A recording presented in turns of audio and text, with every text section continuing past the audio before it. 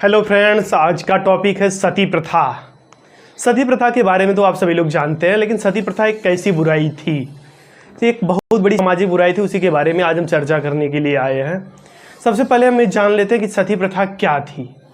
तो सती प्रथा भारतीय समुदाय में प्रचलित एक धार्मिक प्रथा थी, जिसमें पति की मृत्यु के बाद पत्नी उसकी अंतिम संस्कार में उसकी चिता पर आत्म त्याग कर देती थी। मतलब उसकी चिता में पत्नी जो है कूदकर अपने आप को ख़त्म कर देती थी। लेकिन ऐसा क्यों होता था, क्यों हुआ, इसका कारण क्या था?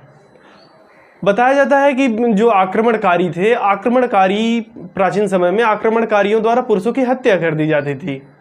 जब पुरुषों की हत्या कर दी जाती थी तो उनकी पत्नी जो होती थी अपनी अस्मिता, आत्मसम्मान के लिए आत्मसम्मान को महत्वपूर्ण समझती थी और महत्वपूर्ण समझकर वे अपने पति की चिता में आत्मत्याग कर लेती थी।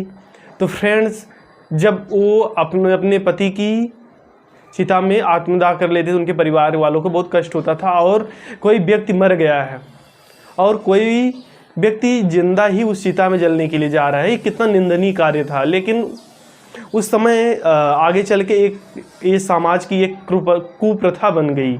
फ्रेंड्स, इस कुप्रथा में जो है काफ़ी सारी स्त्रियों ने अपने प्राण को, मतलब जो नहीं चाहते थे, लेकिन उस प्रथा ऐसा रीति रिवाज बनने के कारण के वो लोग भी अपने जान को दे देती थी अपने पति के चिता में जल करके। तो उसे बोला जाता था सती। सती का अर्थ संस्कृत में होता है एक पवित्र स्त्री, जो बहुत पवित्र स्त्री थी।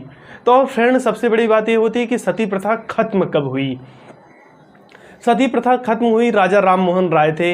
एनबीटी न्यूज़ के मुताबिक एनबीटी न्यूज़ के मुताबिक है कि राजा राम मोहन राय थे, उनके भाई की मृत्यु हो गई। तो उनकी भाभी को वहाँ के समाज के लोगों ने ज़बरदस्ती बोला कि इनको सती कर देना चाहिए।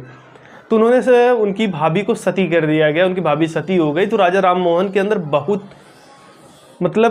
करुणा से भर गए, बहुत दुखी हो गए। उन्होंने ये समझ लिया था कि अब हम ऐसी घटना किसी दूसरे के साथ नहीं होने देंगे। इसके बाद उन्होंने ब्रह्म समाज की स्थापना किया राजा राम मोहन राय ने। उसके बाद उन्होंने लोगों को इकट्ठित किया और आंदोलन चलाए, सती प्रथा के विरोध की। अब सती प्रथा नहीं होनी चाहिए। कोई भी स्त्री उसके पति के मर जाने के बाद उसको आग में, उसकी चिता में जल करके नहीं मरना चाहिए और ये सती प्रथा बंद होनी चाहिए। ये सही भी था, उस समय की कुप्रथा थी। उसके बाद क्या होता है कि उनके आंदोलन ने जब जोर पकड़ा, उसके फलस्वरूप होता है कि तत्कालीन अंग्रेज सरकार को मजबूरन एक कानून बनाना पड़ता है। एक कानून बनाना पड़ता है जिसे सन 1829 में सती प्रथा रोकने के लिए इसको पारित कर दिया जाता है। जब एक कानून बन जाता है, उसके बाद अंग्रेज कहते हैं कि इस कानून के बाद अब कोई भी औरत आत्मदाह नहीं करेगी, कोई भी औरत अब जलकर के नहीं मरेगी अपने पति के चिता में।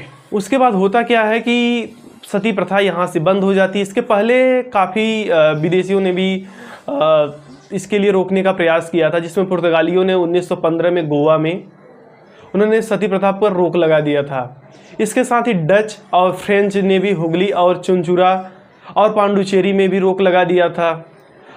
लेकिन फ्रेंड्स, जब इतना सब हुआ, उसके बाद इतना रोक लगने के बाद भी आधिकारिक आंकड़े कहते हैं कि 1943 से 1987 तक लगभग 30 मामले आए हैं कि सती प्रथा हुई, कि औरतों ने जल करके अपने पति की आत्म त्याग किया।